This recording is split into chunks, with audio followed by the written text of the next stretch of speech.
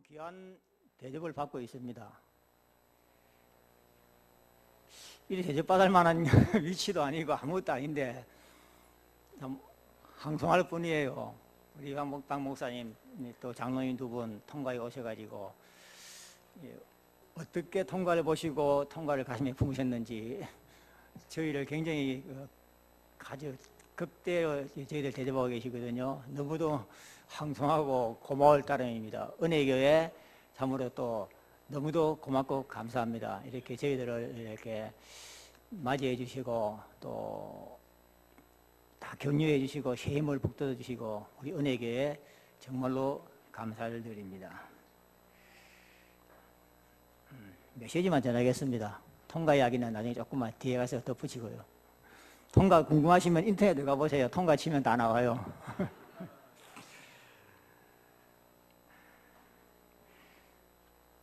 교회를 생전 처음 나온 사람이 그 첫 교회가 은혜교회였다면 너무도 축복받은 사람입니다. 세상 일도 무슨 일을 할 때 기초를 잘 쌓아야 기초부터 튼튼해야 되잖아요. 처음부터 복음 가진 교회에 왔다는 게 물론 하나님이 보내셨지만 오셨다는 게 너무도 큰 축복이에요. 너무도 큰 축복이라는 걸 저 자신을 보면 알거든요. 매 뺀질거리고 그랬는데 복음도 없이 복음 가진 교회에 하나님께서 부여주셨다는 게 얼마나 큰 축복인지 신앙생활 하시면서 깨닫게 될 겁니다. 이 교회 기웃거리고 저 교회 기웃거리고 왔다리 갔다리 하다가 마지막에 이 교회에 오셨다면 더 큰 축복이죠. 왜냐? 아, 여기가 복음이구나. 하나님께서 깨닫게 하셨거든요. 저는 4대째 기독교 집안에서 태어났습니다. 우리 어머니, 할머니가 항해도에서 비가 오나 눈이 오나 지팡이 짚고 새벽기도 가시는 걸 우리 어머니가 보셨다거든요. 뭐 부끄러운 이야기도 아니지만 자랑할 것도 아니에요. 종교적으로 4대째 집안 내려왔으니까. 그래서 천만다행히 우리 자녀들에게 5대째 종교가 내려가는 것이 아니고 복음이 내려가니까 얼마나 축복입니까? 그게 복음이 내려갔는지 안 내려갔는지는 잘 모르겠는데 우리 아들 보면은 아빠 나는 복음 전할 거야. 선교사 할 거야. 어릴 때부터 너는 커서 뭐 될래 하면 나는 양목사 될 거야. 성인 양시니까 양목사 되겠죠. 어쨌든 지금도 목회하겠다고 중간에 간혹가다 한 번씩 헷갈린 소리 하긴 하는데 목회하겠다 하니까 하나님께 고마워요. 아, 이제 종교가 끊어지고 복음 언약이 전달되는구나. 그러니까 하나님께서 이뻐 보셨는지 미국으로 보내주시더라고요. 돈 한 푼 없는데 미국으로 보내주셔가지고 돈 없는 거 아시고 워싱턴 임마누엘 교회 이동철 목사님 교회로 딱 붙여갖고 통가에 있으면요 저한테 맨날 욕이나 얻어먹어요. 규모가 있니 없니 해서 하면서 규모를 제가 못 가르치는데 제가 규모를 전달해주지 못해놓고 규모가 있니 없니 맨날 욕이나 얻어먹었을 거예요. 유 목사님 말씀이 집에서는 훈련 안 된다잖아요. 어디 갖다 처박아 놓고 훈련시켜야지. 그러니까 이동철 목사님이 좀 엄하신 분이더라고요. 이동철 목사님 말씀이 나는 일에는 복음이요 사람에게는 율법이다 그러시더라고요. 그 말이 맞는데 그 말씀 들으니까 나는 율법이면 율법이고 복음이면 복음이지 두 개 동시에 안 되는데 싶더라고요. 속으로 하나님께서 우리 아들 저거 규모 없는 거 아시고 기차게 워싱턴 임마누엘에 보내셨구나. 그리고 뭐 그 교회 권사님 댁에 공짜로 돈 한 푼 안 받고 아들처럼 생각하면서 키우겠습니다. 언약이 내려가니까 하나님께서 또 이래 다 채워주시더라고요. 오늘 제목이 언약 전달입니다. 여러분 딴 거 좀 못해도 괜찮아요. 여러분이 딴 걸 잘해봤자 세상을 뒤집을 만큼 잘할 수 있겠습니까? 딴 거는 적당히 하셔도 안 됩니까? 이제 우리는 딴 거 할 거 없습니다. 영원히 산다면 몰라도 기껏해야 100년 안에 다 끝나는 인생이잖아요. 자녀들에게, 우리 후대들에게 언약만 전달하면 돼요. 뭐 교회 조금 빠졌다고 하나님의 자녀가 교회 빠지면 되겠나? 빠져도 됩니다. 언약만 놓치지 않으면 돼요. 하나님이 인류를 구원하시기 위해서 세우신 그 계획, 언약, 그것만 안 놓치면 되는 거예요. 어디 갔다 놔도, 어디에 뒹굴려도 언약만 붙들고 있으면 살아나게 되겠다니까요. 그게 렘넌트 아닙니까? 성경은 우리에게 언약을 이야기하시는데 성경을 보는 관점들이 다 달라요. 성경을 어떻게 보느냐에 따라서 해석도 결과도 다 달라진다니까요. 하나님이 아담을 잠들게 하시고 갈비뼈를 뽑아가지고 하와를 만들었다잖아요. 아담이 아무리 잠탱이라도 지 갈비뼈 뽑게 살을 찌는데 잠 안 깨겠습니까? 알람하면서 깰 거 아닙니까? 갈비뼈 뽑는데도 아담은 잠들었다거든요. 이건 슬리핑 자는 게 아니고 마취된 겁니다. 마취된 상태예요. 그러니까 우리 수술 10시간, 20시간 받아도 안 깨고 그냥 있잖아요. 수술 때 있잖아요. 이 상황을 어떤 의사가 읽고는 인간의 몸이 마취가 되는구나. 그래서 연구 개발해내갖고 마취약을 개발해냈어요. 아담의 갈비뼈를 뽑았다는 그 성구 한마디에. 그러면 이 사람에게는 자기 의학적으로는 굉장한 걸 발견했지만 언약은 발견 못한 거예요. 이 사람은 그냥 마취약 발견하는 의학서적이에요. 이스라엘 민족이 40년 광야 헤맬 때 만나를 그날 먹도록 했는데 안식일 날은 이틀분 먹게 만들잖아요. 그 이틀분 걷어갖고 항아리에 넣어놨어요. 평일 날에는 걷어가지고 모아놓으면 썩어버리는데 안식일 날은 일하면 안 되니까 하나님께서 이틀분 수확하도록 허락하셨거든요. 근데 왜 안 썩었나? 항아리에 넣어놨어요. 그래서 어떤 사람이 항아리, 그래가지고 항아리 정수기를 만들었어요. 숨쉬는 항아리잖아요. 항아리가 플라스틱이 아니고. 그래갖고 자기 말로 대박 터졌대요. 물이 굉장히 신선하게 오래, 일반 정수기보다 오래 보존된대요. 이 사람은 그걸 통해서 과학적인 어떤 항아리 비법을 발견했는지 몰라도 성경을 통해서 언약은 만들지 못했어요. 그 항아리는 그리스도를 이야기하는 겁니다. 그리스도 안에 들어오면 썩지 않는다 그거예요. 근데 이 사람은 정수기를 배경했거든요.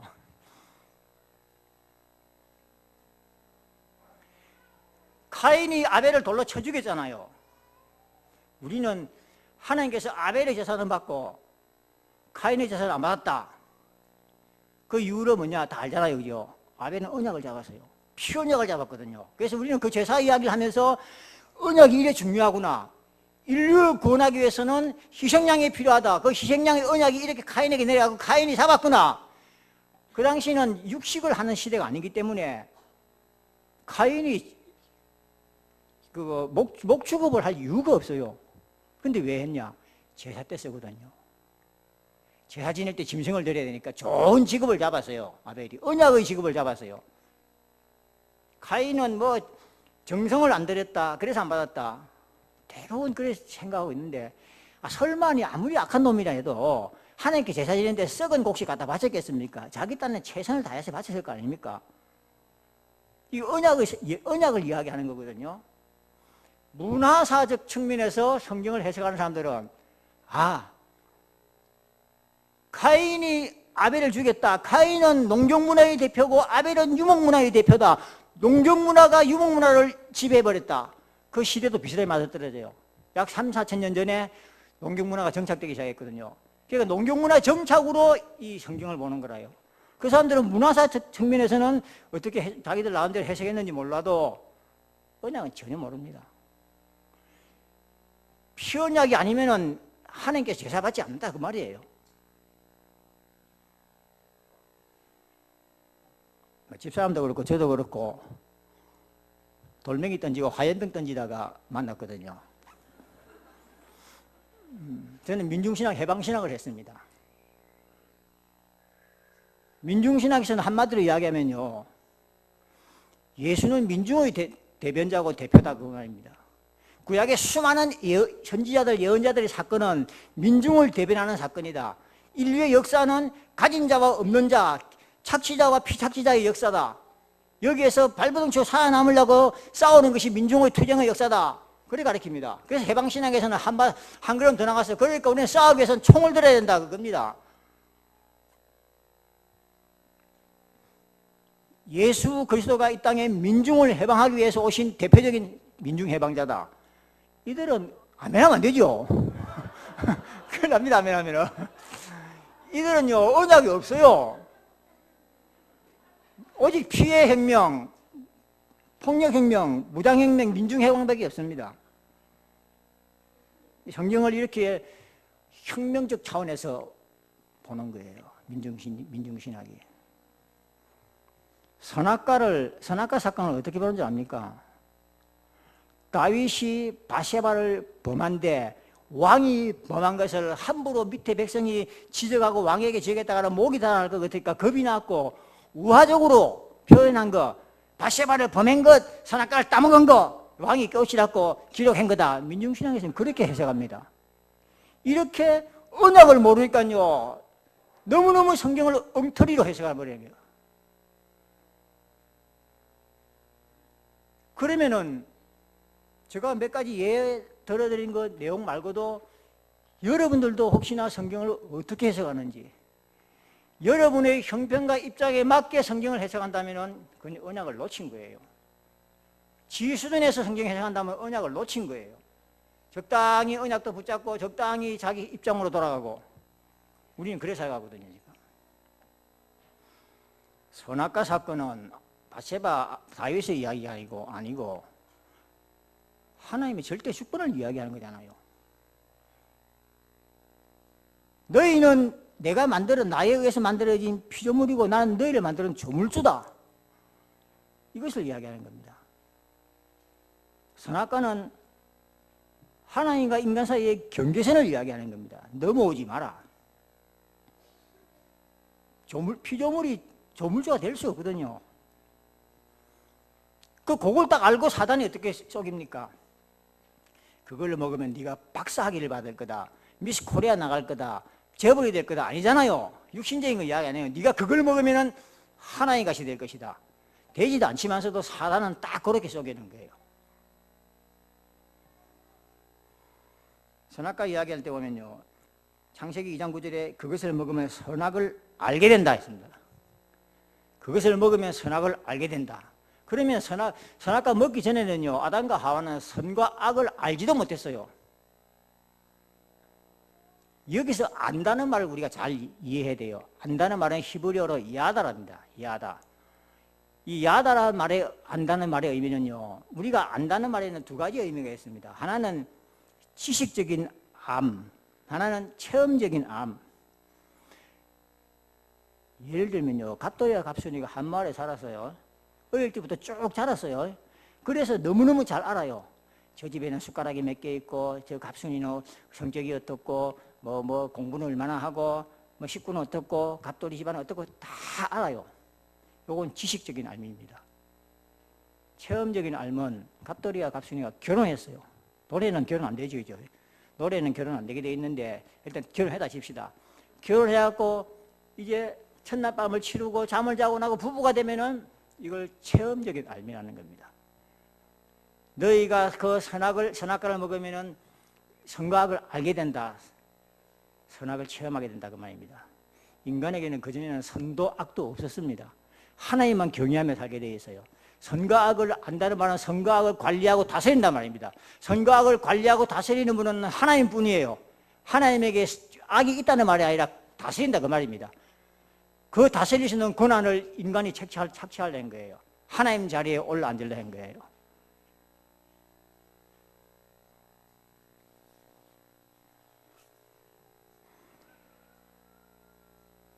그 결과 우리 인간에게는 죽음이 왔습니다. 자, 죽음도 우리가 한번 생각해 봅시다. 우리는 선악과의 사건 결과로 죽음이라는 형벌을 받는다. 성경에 그래 되어 있죠. 그렇게 생각하잖아요. 근데 그거는요, 불신자에게 해당되는 이야기입니다. 불신자에게. 하나님이 창조한 아담과 하와 인간이 쫓겨나는데 어떻게 하면 내가 저 인간들 다시 내 품으로 불러들일까? 하나님께서는 고민하기 시작했을 겁니다. 어떻게 하면 다시 불러들일까? 불러들이고 싶어도 이미 죄에 물들어 있기 때문에 죄에 물들어 있는 존재를 천국으로 불러들일 수 없거든요. 그래서 하나님께서는 아담과 하와 인간에게 죽음을 선물로 주신 겁니다. 우리 하나님의 자녀에게 죽음은요, 축복이요, 선물이에요. 자, 예수 믿어 구원받잖아요.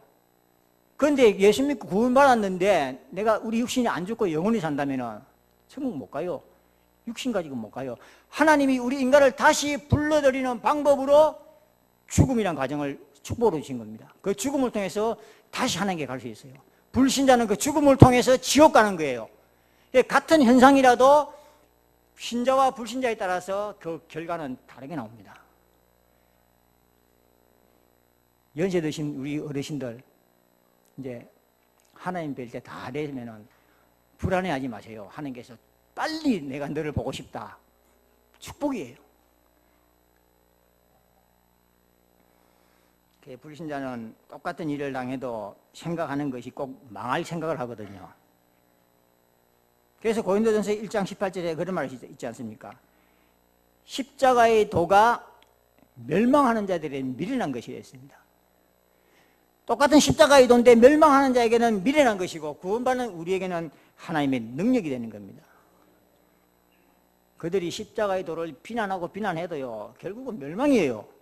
그 십자가의 도가, 비난받는 십자가의 도가 우리에게는 하나님의 능력이 되는 겁니다. 예수님께서 마지막 심판하러 이 땅에 오실 때 계시록 6장 15절에 이렇게 얘기되어 있습니다. 불신자들은 예수님이 재림하는 걸 보고 산들아 바위들아 나를 감춰라, 나를 덮어라. 그 심판의 예수님을 두려워해서 바위에 숨는다고 예수님이 못 찾아냅니까? 덮으라는 겁니다. 그 재림 때 불신자에게는 불안과 공포입니다. 그런데 계시록 22장 20절에 우리 하나님의 자녀들은 예수님께서 오실 때 뭐라 외칩니까? 마라나타, 주 예수여 어서 오시옵소서. 같은 재림이라도 신자와 불신자에게는 이렇게 달라요.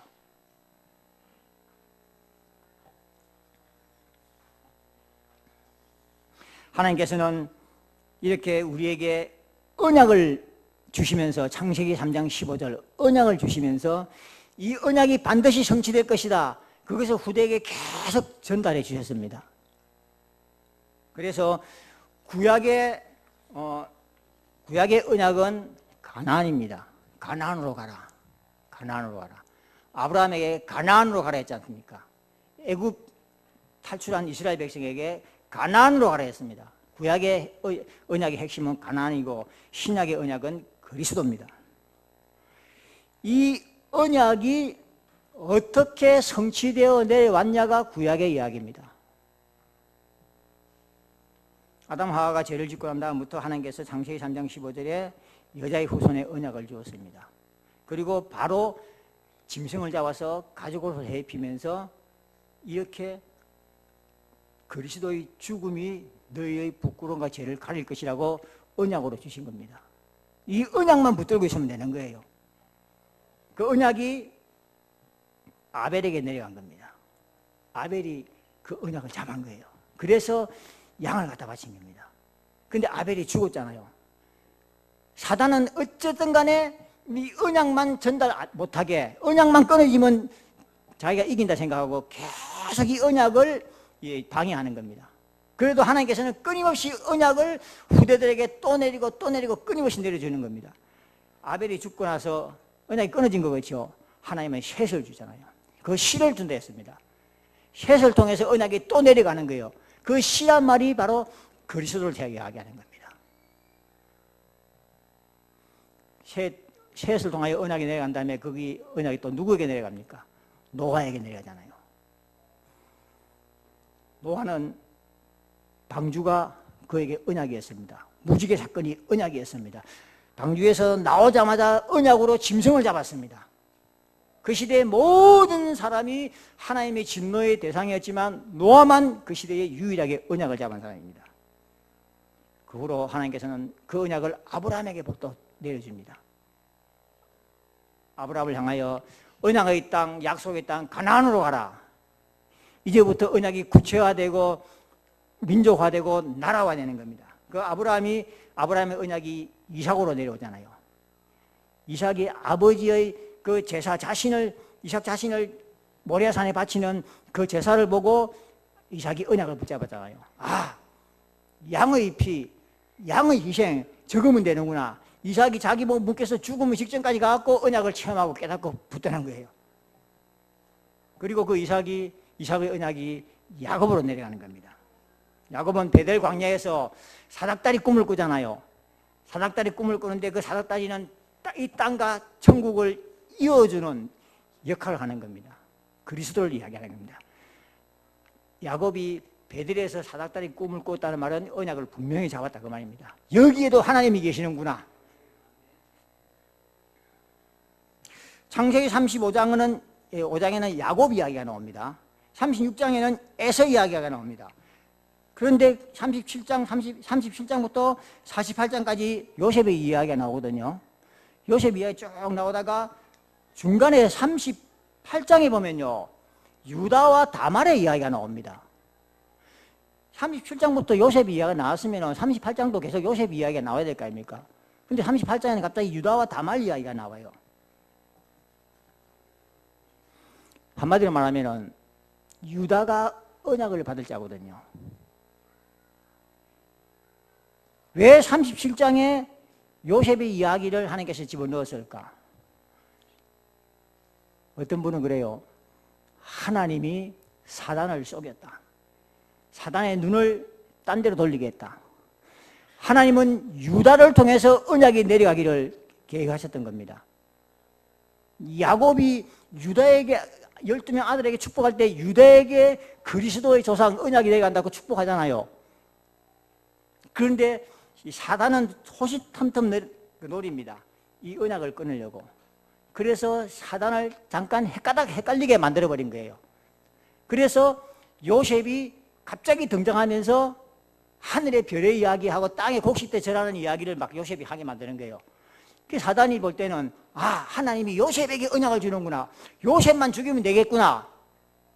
사단이 요셉에 관심을 갖도록 만들어버린 거예요. 그래서 요셉을 형들에게 미워하게 하고 노예로 팔아가게 하고 감옥에 억울하게 갇히게 하고, 물론 하나님의 큰 섭리지만 사단이 요셉을 작업하는 겁니다. 계속 사단은 요셉만 죽이면 된다 그거예요. 그래갖고 나중에 보면은 요셉이 창세기 41장 45절에 보면 요셉이 그 지역의 제사장의 딸하고 결혼합니다. 그리고 요셉도 자기 이름을 사브낫 바네아라고 애굽으로 기화하면서 이름도 바꿔버립니다. 그 딸 이름이 보디베라 아닙니까? 제사장이 보디베라고 딸이 이름이 아스낫입니다. 한마디로 요셉이 완전히 애굽화 귀화하면서 그 시대의 가장 지위 높은 제사장의 딸을 아내로 맡거든요. 사단의 입장에서 볼 때는 됐다. 이제 하나님이 요셉에게 언약을 주려고 계획했는데 요셉이 이제는 언약을 놓쳐버리고 애굽 사람 돼버렸구나. 끝났다. 자기는 내 목적 달성했다. 착각하게 만들면서 그 사이에 유다에게 딱 언약을 심어주잖아요. 어떻게 심어줍니까? 유다의 아들들이 있는데 다 죽어버려요. 다 죽어버려요. 자, 다말이 유다의 며느리잖아요. 며느리인데 다말이 유다의 큰아들하고 결혼했는데 죽었어요. 그러면 유대인의 전통에 의하면은 큰 형이 죽으면은 밑에 동생이 형수를 자기 아내로 맞이해서 또 자식을 낳습니다. 거기서 형수를 맞이해서 난 자식은 큰아들 이름으로 올립니다.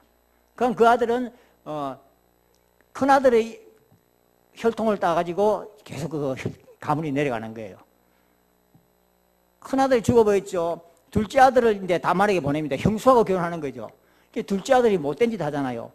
이거 우리 형수가 내 아들 낳아봤자 내 자식 안 될 건데 내가 왜 형수하고 동침할 거냐 하면서 자식이 임신되지 못하도록 설정해 버리잖아요. 자, 그러니까 하나님께서 괘씸해가지고 하나님은 지금 둘째 아들을 통해서라도 이제 언약을 이어가려고 하는데 그걸 어기니까 죽여버려요. 셋째 아들을 또 주려는데 셋째 아들은 너무 어리거든요. 너무 어리니까 기다리라. 유다가 그러잖아요. 이 아이는 아직 어리니까 너를 아내를 맞이하겠는 아직 이러니까 기다리라. 다말 입장에서는 기다릴 수가 없어요. 빨리 혈통을 이어가야 되니까. 그래서 하는 방법이 창녀로 변장하잖아요. 창녀로 변장해갖고 시아버지를 속이잖아요. 그리고 시아버지하고 동침하잖아요. 그래서 아이를 낳잖아요. 그게 유다의 혈통이 내가잖아요. 어떤 좀 배웠다는 지성인이라는 사람이 나는 성경을 읽어도 아무래도 이해가 안 가는 게 어찌 이렇게 성경에 추잡한 이야기가 기록될 수 있나. 시아버지하고 며느리가 붙어먹은 이야기거든요. 그러니까 이걸 어떻게 성경이라 하나님의 말씀을 할 수 있냐. 이거 언약을 모르니까 그런 거예요. 하나님은 우리의 윤리 도덕을 이야기하는 게 아닙니다. 어쨌든 언약이 내려가려고 하는 겁니다. 언약을 전달하려고. 그래서 유다와 다말 사건을 하나님께서 연출시켜 일으키는 거예요. 다말이 창녀를 변장한 것도요, 그것도 복음이고 그것도 언약입니다. 아니 며느리가 창녀짓을 했는데 그게 무슨 복음이 되겠습니까? 창녀짓을 안 하면요, 다말 입장에서는 자기 시아버지하고 동침할 수 있는 방법이 전혀 없어요. 했다면 돌마다 죽어야죠, 둘 다. 죽으면 언약이 끊어지는 거 아닙니까? 다말이 창녀의 변장을 하니까 유다 입장에서는 내 며느리인지 몰랐다 변명하면 되거든요. 그냥 뭐 조금 윤리와 도덕적으로 장기가 잠을 자면 되겠나 좀 비난을 받을지 몰라도 죽을 일은 없어요.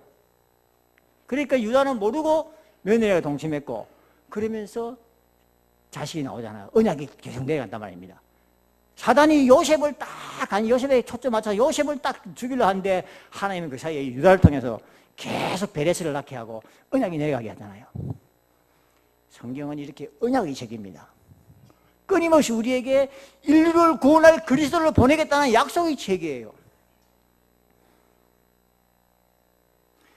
그래서 결국 모세 이야기 출애굽기 3장 18절에 보면은 그 피제사는 다른 게 아니고 언약 회복이라는 거 아닙니까? 450년 동안 잃어버린 그 언약을 회복하라는 겁니다. 너희 민족은 그리스도를 맞이할 민족이다. 인류를 구원할 일에 쓰임받을 민족이다. 그 피제사를 회복하라는 겁니다. 그래서 성경 전체를 볼 때는요, 역사서는 왕들의 이야기거든요. 왕들의 이야기예요. 뭐 정치 이야기, 전쟁 이야기, 험한 이야기 많이 나오는데 왕들에 관한 이야기예요. 그 보면요, 성경 왕들 이야기 보면은 참 하나님 앞에 쓰임받은 왕 몇 안 돼요. 다 악하고 전부 다 악한 왕이에요. 무슨 말인가? 너희들이 그렇게 원해서 왕을 세웠지만, 그래서 왕이 너희들 인생 문제를 다 해결할 것 같지만 왕 가지고 안 된다 그 말입니다. 세상 육신의 왕 가지고는 안 된다. 백성들이 사무엘 보고 그러잖아요. 그게 사사시대인데 우리도 왕을 주십시오. 하나님께 왕 달라고 요구하라는, 기도해라는 거예요. 사무엘 보고. 그래서 사무엘이 하나님께 기도하잖아요. 하나님, 저 백성들이 왕을 달라는데 어쩌면 좋겠습니까? 저 이방 나라들은 다 왕제도가 있어가지고 나라를 지키고 한데 우리도 왕을 달라 합니다. 그러니까 하나님이 사무엘 보고 뭐라 하죠? 저희들이 네가 싫어서 그런 게 아니고 내가 싫어서 그 왕을 요구한다. 하나님이 나의 간섭을 받기 싫어한다. 그러나 저들이 원하니까 왕 세워보라 그럽니다. 왕 세워갖고 좋은 거 한번 맛보라 그 말입니다. 왕을 세우면 너희 딸을 노비로 잡아갈 것이요, 너희 아내를 갖다가 다 팔아먹을 것이요, 남자들은 전쟁터에 보낼 것이고 노예로 팔릴 것이고 너희들이 수고에 땀 흘린 곡식들은 다 왕들이 다 거역할 것이다. 그래서 너희들이 원했으니까 좋다 해봐라. 왕 가지고는 육신적인 왕 가지고는 안 된다는 이야기가 역사서 이야기입니다. 그러면 참된 왕이 오셔야 된다는 이야기예요. 참된 왕이 오셔야 언약이 성취된다 그 말입니다. 선지서도 마찬가지예요. 수많은 선지자들 이야기 나오잖아요. 선지자들 중에도요, 타락한 선지자들이 굉장히 많아요. 부정부패한 선지자들도 많았고, 왕에게 아부하는 선지자, 하나님의 말씀은 등한시하는 선지자, 거짓 선지자들이 많았거든요. 이 땅에 세상적 제도로 세워진 인간적인 선지자 가지고는 안 된다. 참 선지자가 와야 된다는 이야기가 구약의 선지서 이야기입니다. 시가서는 찬양하잖아요. 하나님을 경외하는 시가 찬양이잖아요. 그리스도를 누리고 그리스도를 높이는 그 이야기가 시가서입니다. 그러니까 구약의 모든 이야기 핵심은 왕, 제사장, 선지자를 이야기하고 있습니다. 그래서 신약에서 마침내 그 왕, 제사장, 선지자 되신 그리스도가 오셔서 완성했다는 이야기가 신약의 이야기입니다. 그래서 결국 그 성경은 인류를 구원하는 언약의 책입니다. 정수기 만든 책도 아니고 마취약 만든 책도 아니고 하나님은 인류를 구원하기 위해서 계속 끊임없이 역사 속에서 언약의 사역을 하나님께서는 하셨던 겁니다. 하시는데 하나님께서는 이 언약을 어떻게 하시느냐, 시간표에 맞춰서 합니다. 아무 때나 막 하는 게 아닙니다. 시간표에 맞춰서 하시는 겁니다.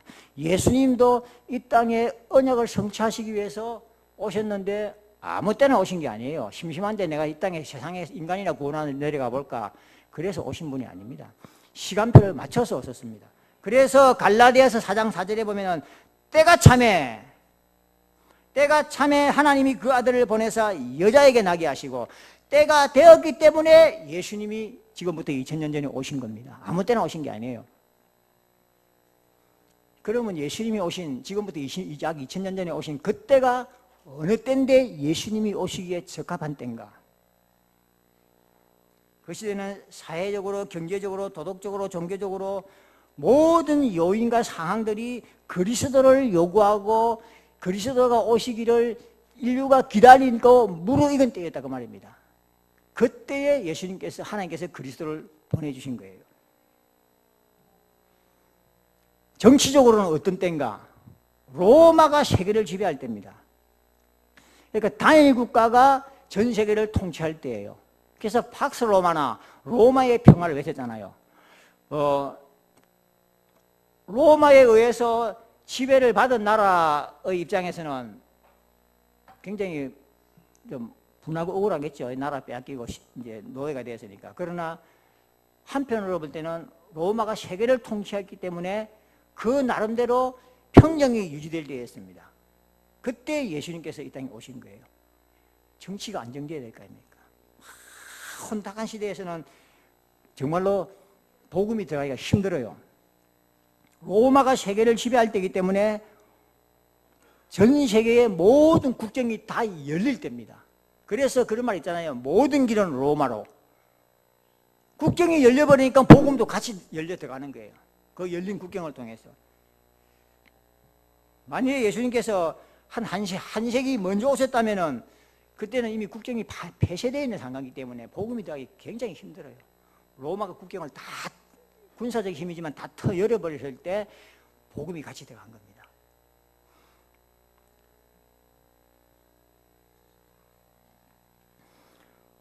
로마가 세계를 지배하면서 노예를 잡아다가 군사도로를 닦았어요. 이태리를 중심해서 전 세계로 군인들이 나갈 수 있는 길을 닦았는데 그 길을 역이용해서 복음이 들어왔어요. 그 길이 없었다면 물론 올 수는 있겠죠.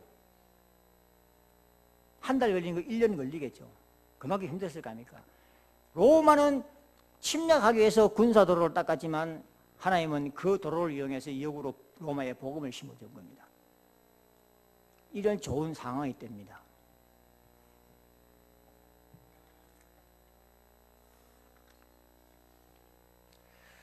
그 당시에 언어는 히라보를 사용할 때입니다. 그렇기 때문에 이 히라보 로마어 하나만 하면은 전 세계 어느 나라에서든지 복음 전하는데 아무 문제가 없었어요.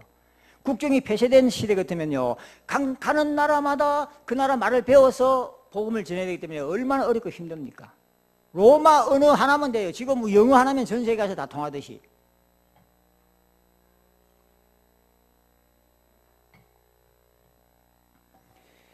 경제적으로는 로마가 세계를 지배해서 모든 나라의 물자를 다 약탈한 시기거든요. 로마는 굉장히 잘 사는데 주변 국가들은 전부 다 처참하게 경제적으로 피폐해 있을 상황입니다.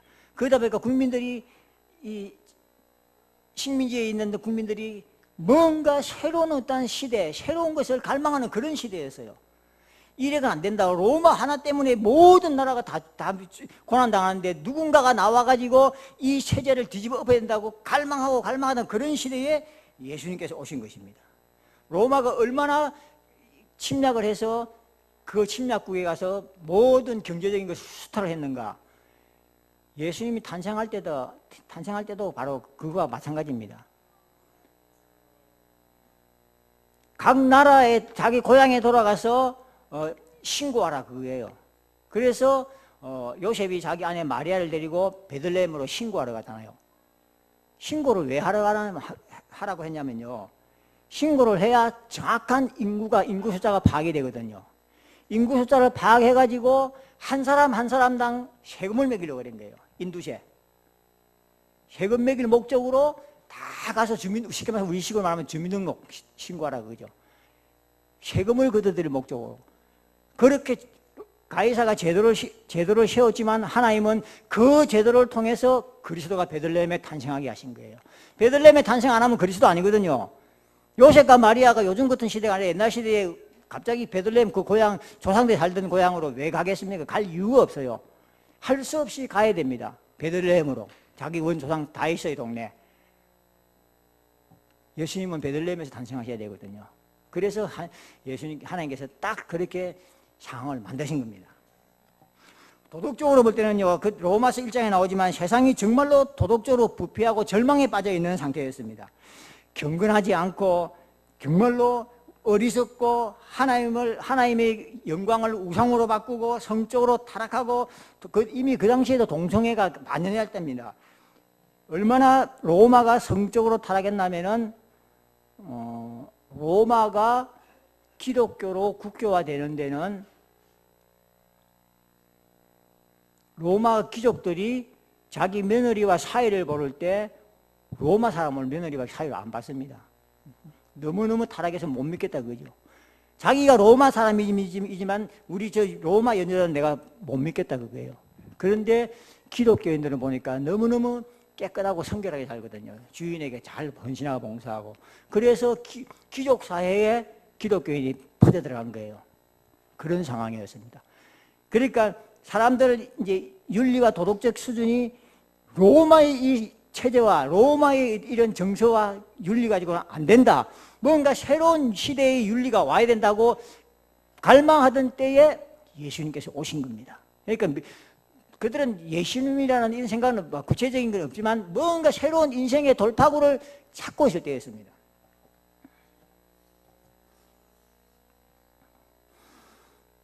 바울이 복음을 들어가는데 로마 시민권 하나면 어디서니 통했어요. 그런 좋은 조건을 갖춘 때가 로마 시대예요. 메시아가 이 땅에 오시기에는 완벽하게 조건이 갖춰질 그때입니다. 그때가 갈라디아 사당사들의 때가 참여라는 겁니다. 이 하나님께서 이렇게 시간표를 맞추신 겁니다.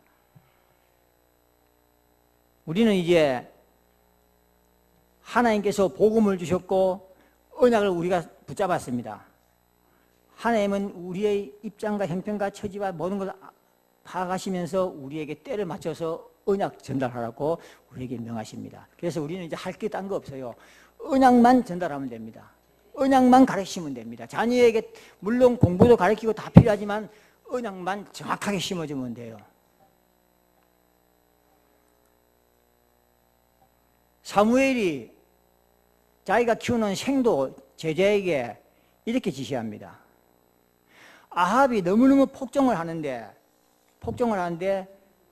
하나님께서는 저 아합을 제거하고 새로운 왕을 세우려 한다. 예후를 왕으로 세우려 한다. 예후는 군대 장관, 이렇게 말해서 국방부 장관이거든요. 그 생도에게 이렇게 얘기합니다. 너가 지금 가서 그 예후에게 머리에 기름을 붓고 왕으로 세워라. 자, 아합은 이스라엘 왕 중에서 얼마나 악한 왕입니까? 그 악한 왕이 지금 그렇게 살아있는데 예후에게 기름을 부으랍니다. 그러면은 이거는 아합으로 볼 때는 영모거든요. 들키면 죽는 겁니다. 삼족이 멸하는 그런 일입니다. 그런데 생도에게, 렘넌트 아닙니까? 생도에게 가서 예후에게 기름을 붓고 빨리 도망쳐 나오라. 이게 얼마나 급박한 상황이면 붙고 빨리 도망쳐 나오라 그 말입니다. 자, 우리 같으면 어떻겠습니까? 선생님 내보고 죽으라 말입니까? 지금 상황이 어떤 상황인데 아합이 저렇게 버르게 살아있는데 내가 가서 애우에게 기름 묻는단 말입니까? 아합에게 들키면 나는 죽습니다. 못 갈 거 아닙니까? 안 간다 할 겁니다. 성경에 보면요, 그 생도가 말 한마디 않고 선생님의 말씀에 순종했습니다.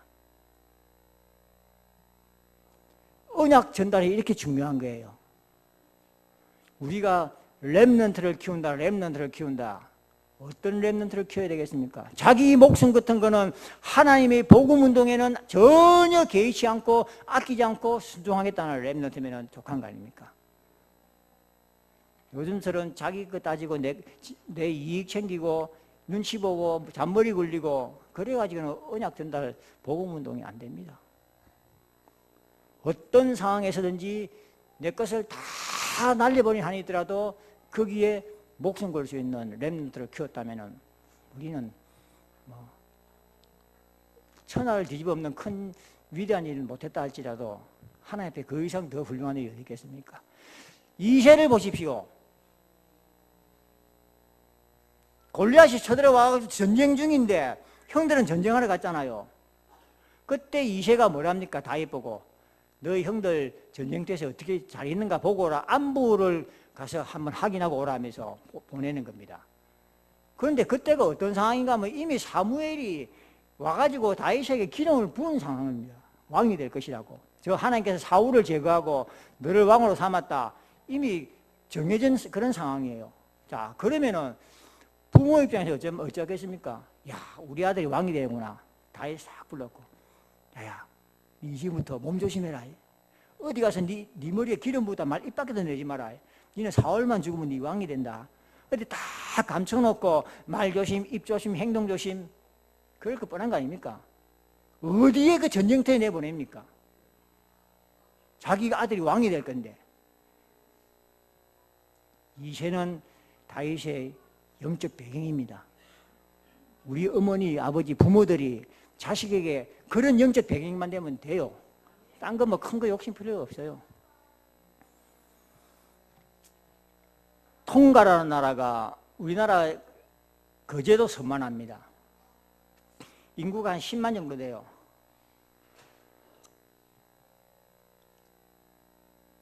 뭐 100% 기독교 국가라 해도 과언이 아니에요.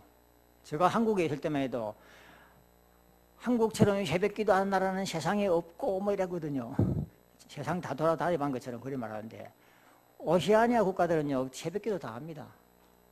매일 새벽기도해요. 저희 집하고 옆에 교회가 하나 있는데 교회하고 거리가 한 20m 되나 30m 요 거리예요. 매일 새벽기도 합니다. 새벽기도뿐만 아니고 예배를 1년 360일 하루도 안 빠지고 예배를 드립니다. 주일날은 종일 예배고 평일날에는 사람들이 직장 마치고 일 끝나면 오후부터 계속 예배 드립니다. 기독교적인 모든 조건을 다 갖췄습니다. 주일이면은 법적으로 장사 못하게 돼 있어요. 경찰들이 장사하는 거 아닌가 확인하기 위해서 차를 다니는 거 순서를 합니다. 게다가 걸리면은 벌금 물어요. 근데 걸리는 사람이 있어요. 주일날 장사 못하게 했는데 중국 사람들 뒷문으로 와가지고 탁 문 두드리면 탁탁 돈 받고 팔고 그래요.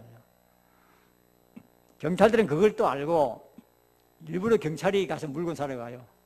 평보고 있고 경찰이 지가 물건 사러 가놓고 딱 물건 팔면 딱 잡아가요. 함정수사해갖고 잡아가는 놈이나 물건 팔지 말았는데 파는 누구나 똑같은 수준들이죠. 어쨌든 주일날 장사도 못하게 해요. 비행기도 안 뜹니다. 어쩌면은 자기들 입장에서 볼 때는 완전한 뭐랄까 믿음을 가진 나라라고 보겠지요.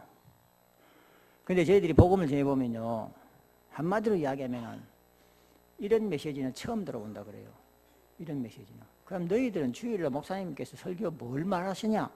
지난주에 설교 뭐라 말씀하셨냐? 물어보면은 착하게 살아라, 바르게 살아라, 형제들끼리 우애 있게 살아라. 좋은 이야기잖아요. 예. 그건 좋은 이야기인데 그거는 아무 데서나 가서도 들을 수 있는 거 아니냐. 복음은 복음으로서 우리가 받아들여야지 복음을 윤리로 받아들이면 안 된다. 복음은 성경에만 이야기다.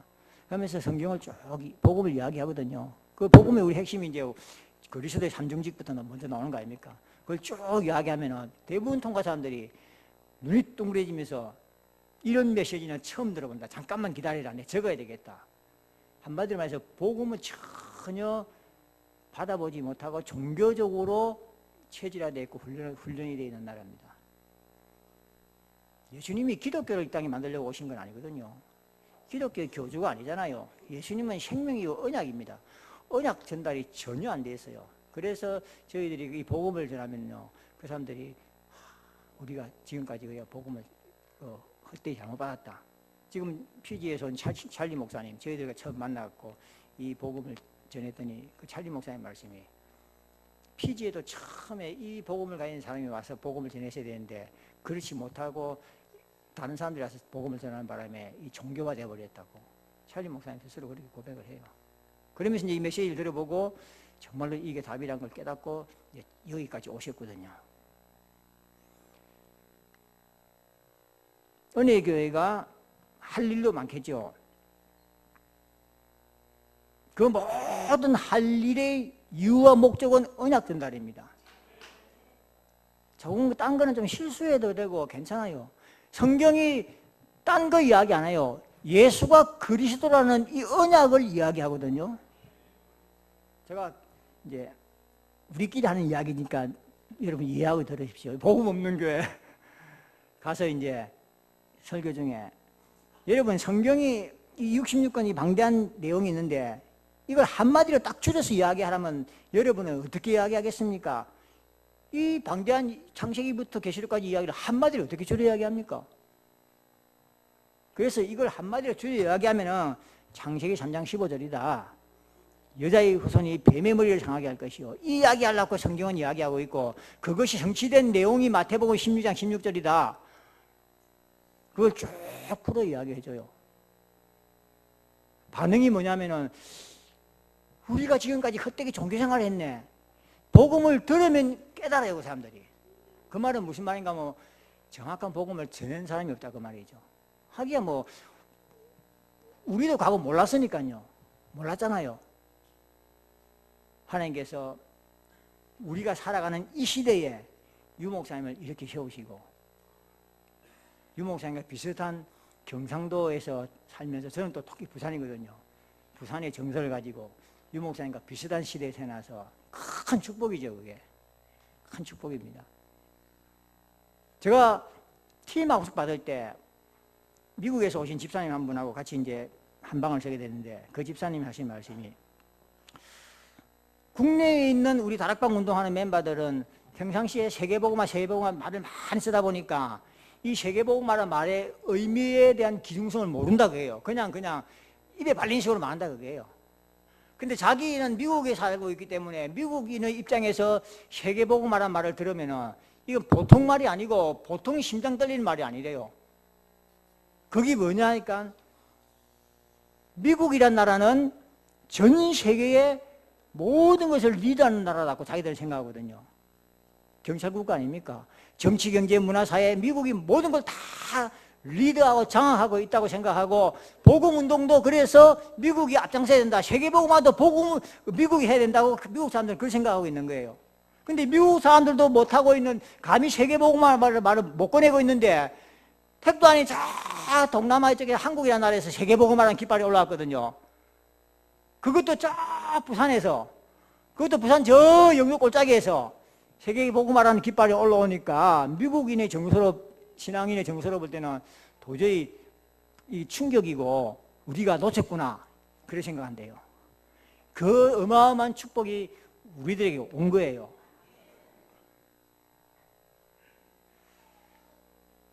성경 기독교 역사를 보면요, 하나님은 한 400년 정도를 주기로 크게 대변혁을 일으켜요. 출애굽 사건도 약 400년 만에 나오잖아요. 400년 동안 거기서 연단받고 이제 우리가 선민으로서 가나안 땅 아니면 안 되겠구나 하는 열망을 갖게 한 다음에 400년 만에 나와요. 사사시대도 400년이거든요. 그건 400년이에요. 이 400년 동안 하나님께서는 크게 변화를 일으킵니다. 말라기에서 마태복음 신약, 이 신구약의 이 공간 시대도 400년입니다. 그러니까 세례 요한이 처음에 요단강에 나서 막 회개를 외치잖아요. 그러니까 백성들이 그동안에 400년 동안 선지자가 없었거든요. 하나님이 우리를 버리셨구나. 말라기 이후로 선지자가 안 나타났어요. 400년 만에 세례 요한이 나타났어요. 언약이 회복되고 그리스도가 오신 거예요. 2017년 되면은 마틴 루터 종교개혁 500년입니다. 한국 교회가 약 100년 전에 들어왔어요. 마틴 루터가 종교개혁하고 400년 만에 한국에 복음이 들어왔어요. 하나님의 큰 대변혁 속에 지금 복음 운동이 이제 진행되고 움직이고 있습니다.